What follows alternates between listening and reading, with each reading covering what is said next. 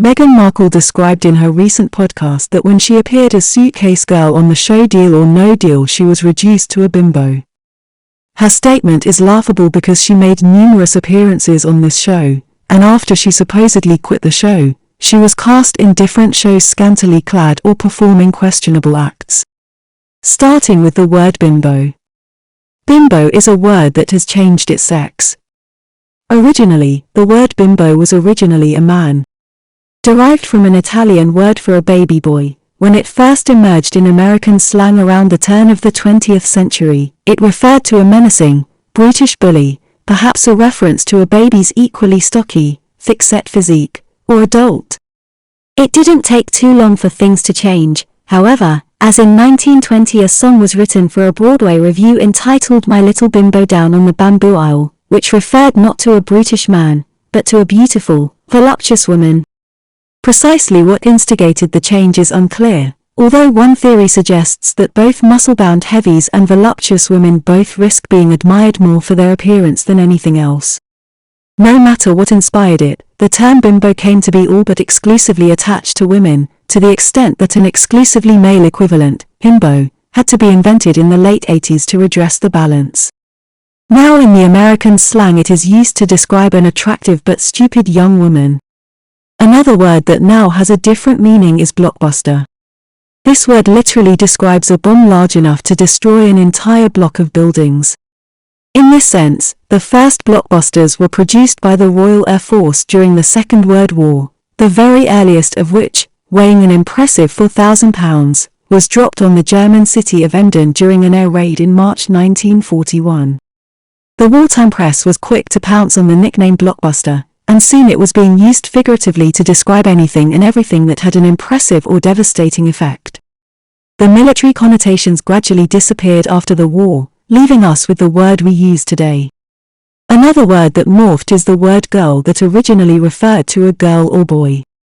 When Geoffrey Chaucer wrote of the young girls of the diocese in the prologue to the Canterbury Tales in the late 1300s, he wasn't just talking about young women.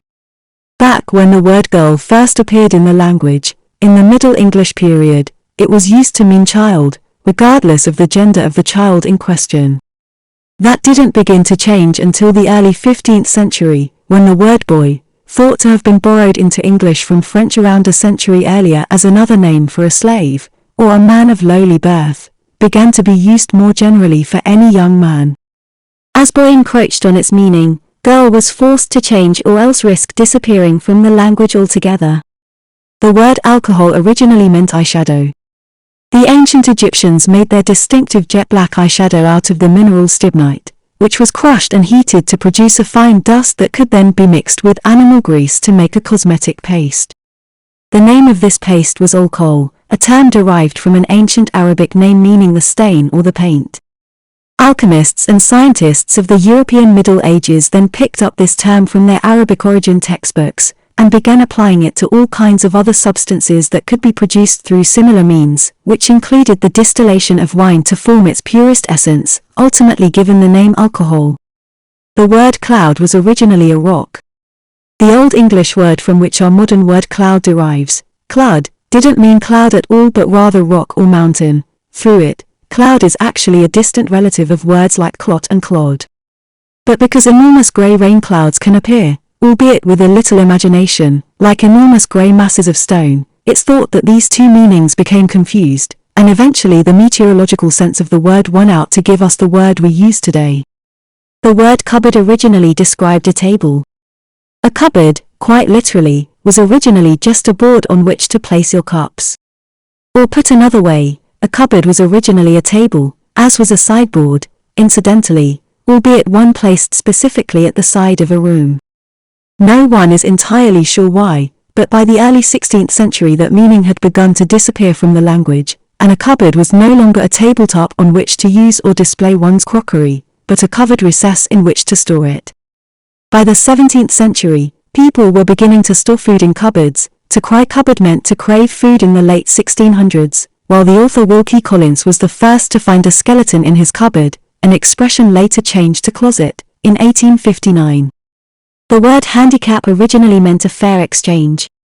There's an old myth that claims the word handicap refers to beggars, wounded by war and so unable to work, relying on begging with their upturned caps in their hands just to make ends meet. The true origin of the word handicap is much more bizarre. Originally, it referred to a means of securing a fair deal once popular among medieval traders, in which two parties offering goods for exchange would call upon a neutral third party, or umpire, to oversee the deal. The umpire would assess the value of the goods involved, and give the owner of the less valuable goods a cash figure that they would have to add to the deal to make it fair. Both traders would then take a small gratuity or a token amount of cash in their hands, and go to place their hand inside the umpire's cap. If both agreed to the deal, they would drop the cash into the cap, which the umpire would get to keep, as his fee for securing a fair deal, and the deal would be done. If neither, or just one, trader agreed, the umpire would get nothing and no deal would go ahead. It was from this image of the value of individual items being assessed and compared that the first handicap horse races were introduced. The notion of the better horses in a handicap race being intentionally weighted down meant the word handicap eventually came to mean a hindrance or disability. The word moment describes 90 seconds. Moment has its origins in the Latin word for movement, momentum, and as a general word for a short period of time probably refers to the slightest movement of the hands of a clock. But, oddly, the word moment wasn't always so general. In the medieval period, the 24 hours of the day were each divided into 4 15-minute segments known as points, each of which in turn was divided into 10 shorter segments known as moments.